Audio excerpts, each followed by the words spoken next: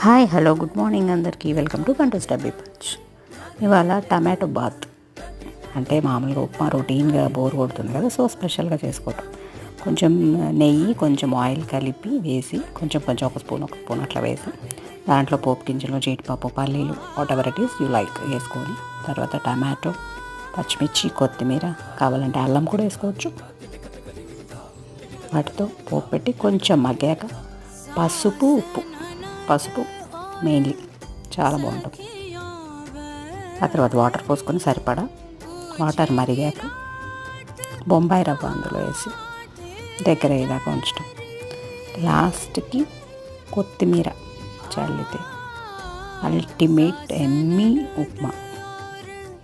వెరైటీగా ఉంటుంది, ట్రై చేయండి. దీంట్లోకి పల్లీ చట్నీ యూస్ చేయొచ్చు అండ్ అల్లం చట్నీ కూడా చాలా చాలా బాగుంటుంది.